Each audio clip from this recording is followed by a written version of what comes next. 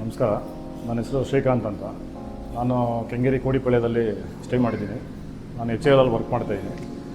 ನಾನು ಒಂದು ಪ್ರಾಪರ್ಟಿ ನೋಡೋಣ ಅಂತ ನಮ್ಮ ಫ್ರೆಂಡ್ಸ್ಗೆಲ್ಲ ವಿಚಾರಿಸಿದ್ದೆ. ಅದಾದಮೇಲೆ ಒಂದು 1 ಮಂತ್ 1.5 ಮಂತಿಂದ ನಮ್ಗೆ ಯಾವುದೋ ರಿಪ್ಲೈ ಬರಲಿಲ್ಲ ನಮ್ಮ ಫ್ರೆಂಡ್ಸ್ ಕಡೆಯಿಂದ. ಅದಾದಮೇಲೆ ನಾನೇ ಇಂಡಿವಿಜುವಲಾಗಿ ಗಾಡಿ ತೊಗೊಂಡು ಸುತ್ತೋಣ ಅಂತ ಹೋದೆ. ಆಮೇಲೆ ಯೂಟ್ಯೂಬಲ್ಲೂ ಸರ್ಚ್ ಮಾಡ್ತಾಯಿದ್ದೆ.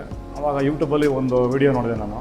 ಅದು ಬಂದು ಶ್ರೀ ದುರ್ಗಾಪರಮೇಶ್ವರಿ ಮಿಡೋಸ್ ಅಂತ ಬಿಡದಿ ಹತ್ರ ನಿಶ್ಚಿತ ಪ್ರಾಪರ್ಟೀಸ್ ಅವ್ರು ಮಾಡಿದರು.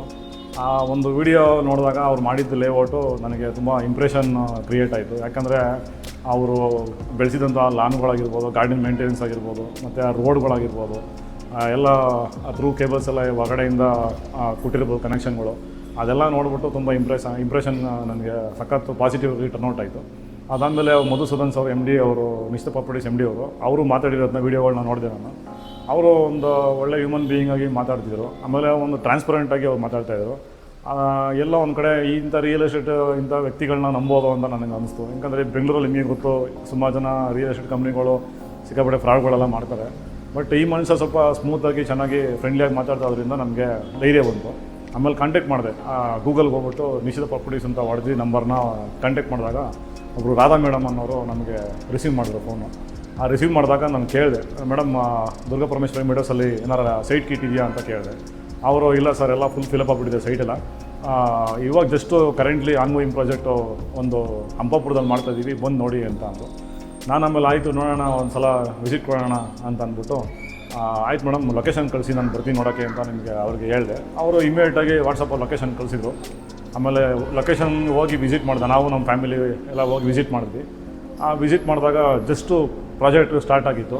ಆಮೇಲೆ ನನಗೊಂದು ಹೋಪ್ ಇತ್ತು, ಅಲ್ಲಿ ದುರ್ಗಾಪರಮೇಶ್ವರಿ ಹೆಂಗೆ ಮಾಡಿದ್ರು ಇದು ಅದೇ ಥರ ಮಾಡ್ತಾರೆ ಅಂತ.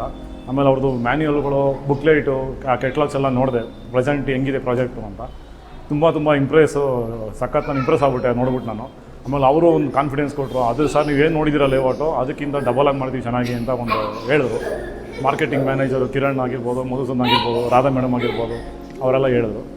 ಆಯಿತು ನೋಡೋಣ ಅಂದ್ಬಿಟ್ಟು ನಾವು ಮಾರ್ಕೆಟಿಂಗ್ ಮ್ಯಾನೇಜರ್ ಹತ್ರ ಕೂತ್ಕೊಂಡು, MD ಹತ್ರ ಕೂತ್ಕೊಂಡು ಒಂದು ಪ್ರೈಸ್ನ ನೆಗೋಷಿಯೇಷನ್ ಮಾಡೋಕ್ಕೆ ಕೂತ್ಕೊಂಡ್ವಿ. ಓಕೆ, ಆ ಒಂದು ರೇಟಿಗೆಲ್ಲ ನಮಗೂ ಸ್ಯಾಟಿಸ್ಫ್ಯಾಕ್ಷನ್ ಆಗಿದೆ. ಒಂದು ಪ್ರೈಸ್ನ ಒಂದು ಫ್ರೆಂಡ್ಲಿಯಾಗಿ ಮಾಡಿಕೊಟ್ರು ಅವರು. ಮಾಡಿಕೊಟ್ಟಾದ್ಮೇಲೆ ಆ ಡಾಕ್ಯುಮೆಂಟ್ ಪ್ರೈಸು ನಮಗೆ ಎಷ್ಟೇ ಆಗಲಿ ಈ ಸಿಕ್ಕಾಬಿಟ್ಟು ಆಟ ಆಡ್ಸಾಕ್ಬಿಡ್ತಾರೆ ಬೇರೆಯವರೆಲ್ಲ. ಆದರೆ ಇವ್ರು ಹೆಂಗೆ ಅಂತಂದರೆ ಸಿಸ್ಟಮೆಟಿಕ್ ಅಂದರೆ ಒನ್ಸ್ ಬುಕ್ಕಿಂಗ್ ಮಾಡಿದ್ಮೇಲೆ ಅವರು ಇಂಥ ದಿನ ಬನ್ನಿ ಸರ್ ಅಗ್ರಿಮೆಂಟ್ ಮಾಡ್ಕೊಳ್ಳೋಣ ಅಂತ ಕರೀತಾರೆ. ಅಗ್ರಿಮೆಂಟ್ ಮಾಡ್ಕೊಂಡಾದ್ಮೇಲೆ ಒಂದು ಗ್ರೂಪ್ ಕ್ರಿಯೇಟ್ ಮಾಡ್ತಾರೆ. ಸಪೋಸ್ ಸೈಟ್ ನಂಬರ್ 20, 25, 30, 35 ಅಂತ ಇದ್ರೆ ಅಂದ್ಕೊಳ್ಳಿ. ಸಪೋಸ್ ನನ್ನ ಸೈಟ್ ನಂಬರ್ 43 ಅಂದ್ಕೊಳ್ಳಿ. ಆ ಸೈಟ್ ನಂಬರ್ 43ಗೆ ಒಂದು ಗ್ರೂಪ್ ಕ್ರಿಯೇಟ್ ಮಾಡ್ತಾರೆ. ಆ ಗ್ರೂಪ್ ಕ್ರಿಯೇಟ್ ಮಾಡಿ ಅದರಲ್ಲಿ ಮಾರ್ಕೆಟಿಂಗು ಇವರು ಮ್ಯಾನೇಜರು, ಮಧುಸೂದನ್ MD ಸರು, ಮತ್ತು ನಿಶ್ಚಿತ ಪ್ರಾಪರ್ಟೀಸಲ್ಲಿ ಸ್ಟಾಫ್ಗಳು ಇರ್ತಾರೆ ಒಂದು 2-3 ಆ ಒಂದು 5 ಜನ ಕಾಂಬಿನೇಷನಲ್ಲಿ ಪ್ರತಿ ಒಬ್ಬೊಬ್ಬರು ಯಾರ್ಯಾರು ಬುಕ್ ಮಾಡಿರ್ತಾರಲ್ಲ ಪ್ಲಾಟು ಅವರಿಗೆ ಒಂದು ಗ್ರೂಪ್ ಮಾಡ್ಕೊತಾರೆ. ಗ್ರೂಪ್ ಮಾಡಿಕೊಂಡು ನಾವೇನು ಲೀಗಲ್ ಕನ್ಸಲ್ಟ್ ಮಾಡ್ತೀವಿ ಲಾಯರ್ಗಳಿಗೆ, ಅವರು ಒಂದು ಲಿಸ್ಟ್ ಕೊಟ್ಟಿರ್ತಾರೆ. ಆ ಲಿಸ್ಟ್ನ ನಾವು ಅಲ್ಲಿಗೆ ಡ್ರಾಪ್ ಮಾಡ್ತೀವಿ, ಸರ್ ಈ ಥರ ನಮ್ಮ ಲಾಯರಿಂಗ್ ಕೇಳಿದ್ದಾರೆ ಅಂತ. ಆಮೇಲೆ ಅವ್ರೇನು ಮಾಡ್ತಾರೆ, ಪ್ರತಿಯೊಂದೊಂದು ಡಾಕ್ಯುಮೆಂಟನ್ನು ಪೇಷನ್ಸಾಗಿ ನೀಟಾಗಿ ಸಿಸ್ಟಮೆಟಿಕಲಾಗಿ ಒರಿಜಿನಲ್ ಡಾಕ್ಯುಮೆಂಟ್ಸ್ನ ತೊಗೊಂಡು ಆ ಒಂದು ವಾಟ್ಸಪ್ ಗ್ರೂಪ್ ಏನು ಮಾಡಿರ್ತಾರಲ್ಲ, ಆ ಸೈಟು ಯಾರ್ಯಾರು ಬುಕ್ ಮಾಡಿರ್ತಾರಲ್ಲ ಅವರಿಗೆ ಡ್ರಾಪ್ ಮಾಡ್ತಾರೆ.